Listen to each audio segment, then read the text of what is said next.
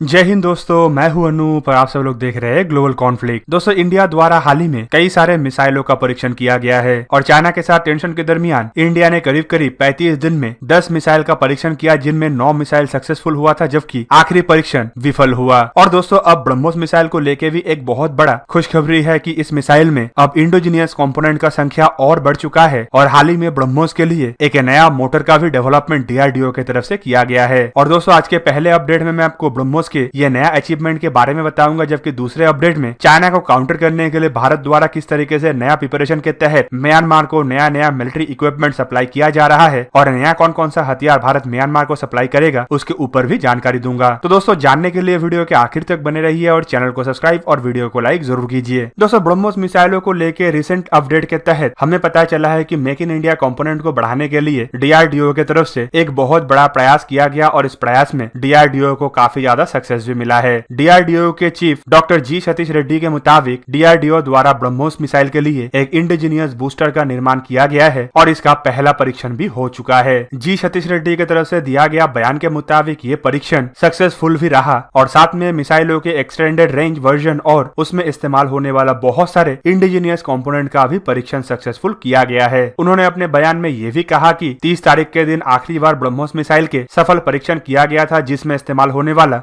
ज्यादातर component satisfactory result भी provide किया है और मिसाइल का परीक्षण भी 100% सफल था। इवन मिनिस्ट्री ऑफ डिफेंस की तरफ से भी बयान देते हुए कहा गया है कि BrahMos missile make in India के और इंडोजेनाइजेशन के एक बहुत बड़ा एग्जाम्पल है और इंडोजेनाइजेशन को ब्रह्मोस मिसाइल द्वारा काफी ज्यादा सक्सेस भी मिला है। दोस्तों, ब्रह्मोस मिसाइल इंडिया के डीआरडीओ और रशिया के एनपीओ द्वारा ज्वाइंटली बनाया हुआ ब्रह्मोस एरोस्पेस द्वारा निर्माण किया गया एक ऐसा मिसाइल है जिसे आप हर तरीके के प्लेटफॉर्म से इस्तेमाल कर सकते हैं और इन मिसाइलों का खासियत ये है कि ये सुपरसोनिक रफ्तार से दुश्मन को इस तरीके से तबाह करता है कि दुश्मन चाहते हुए भी इसे रोक नहीं सकता। और हाल ही में ब्रह्मोस मिसाइल का इंडोजेनाइजेशन ये भी साबित कर रहा है कि इंडिया किस तरीके से अपना खुद का ऐसा ही 100% एक्यूरेट और सबसोनिक और सुपरसोनिक के साथ साथ हाइपरसोनिक मिसाइलों को डेवलप करने की तरफ आगे बढ़ रहा है। और ये जो ब्रह्मोस मिसाइल है, इसे खाली दुनिया का सबसे खतरनाक मिसाइल नहीं कहा जाता है, बल्कि ये इंडियन आर्म फोर्सेस के ब्रह्मास्त्र के जैसे भी साबित हो चुका है। चाइनीज नेवी से शुरू करके चाइनीज आर्मी सबसे ज्यादा ब्रह्मोस मिसाइलों से ही डरता है। दोस्तों, अब चलिए जानने का कोशिश करते हैं कि भारत किस तरीके से म्यांमार को चाइना के चंगुल से छुड़ा के भारत का सबसे करीबी देश बनाने की तरफ आगे बढ़ रहा है और किस तरीके से सबमरीनों के अलावा अन्य हथियारों को भी भारत की तरफ से म्यांमार को सप्लाई किया जाएगा। दोस्तों, रिसेंटली इंडिया के army chief general Manoj Mukund Naravane और फॉरेन सेक्रेटरी हर्षवर्धन की तरफ से म्यांमार का विजिट किया गया और दोस्तों, इस विजिट के दरमियान भारत और म्यांमार के बीच में ये भी तय हुआ है कि भारत द्वारा म्यांमार को आर्टिलरी गन T-72 टैंकों के लिए एमुनेशन और रडार, सोनार और बुलेट प्रूफ जैकेट का भी सप्लाई किया जाएगा। दोस्तों, ये भारत के लिए एक बहुत बड़ा सक्सेस इसीलिए भी है क्योंकि कुछ साल पहले तक म्यांमार का सबसे बड़ा मिलिट्री सप्लायर चाइना ही था, पर बीते कुछ सालों से चाइना और म्यांमार के बीच में ये दूरी बढ़ रहा है और भारत द्वारा इस दूरी को और ज्यादा करने का प्रयास भी भरपूर तरीके से किया गया है। और हाल ही के कुछ घटनाओं के बाद आप समझ सकते होंगे किस तरीके से भारत को इसमें सक्सेस भी मिला है। म्यांमार के अलावा पाकिस्तान और बांग्लादेश जैसे देशों को भी चाइना द्वारा काफी ज्यादा हथियार सप्लाई किया जाता है, लेकिन हाल ही में जिस तरीके से चाइना की तरफ से बांग्लादेश को सबमरीन और अन्य कुछ हथियारों का सप्लाई किया गया है, उससे म्यांमार भी चिंतित है। इवन म्यांमार के पॉलिटिक्स को अगर देखें तो इसमें म्यांमार के मिलिट्री का भी एक बहुत महत्वपूर्ण हिस्सा होता है और अगर भारत म्यांमार के साथ दोस्तीपूर्ण रिश्ते के तहत आगे बढ़ना चाहता है तो म्यांमार मिलिट्री के साथ भी भारत के रिश्ते को चाइना से मजबूत करना पड़ेगा। हाल ही के दिनों में चाइना का डेट ट्रैप की नीति और जिस तरीके से चाइना म्यांमार के अंदर अपने इन्फ्लुएंस को बढ़ाने का कोशिश कर रहा था, उसे भी म्यांमार के पॉलिटिकल और मिलिट्री लीडरों द्वारा झटका दिया गया है, जबकि भारत की तरफ से इस तरीके का सप्लाई का डिसीजन लेने के बाद ये म्यांमार के लिए और आसान हो जाएगा कि वो अपने आप को चाइना के इन्फ्लुएंस से बाहर रख पाए। तो दोस्तों, ये था आज का वीडियो। अगर आपको वीडियो अच्छा लगा तो इसे लाइक कीजिए और मेरे चैनल को सब्सक्राइब कीजिए और साथ में बना हुआ बेल आइकन को भी प्रेस कर दीजिए ताकि आप मेरा वीडियो देख पाए सबसे पहले। जय हिंद।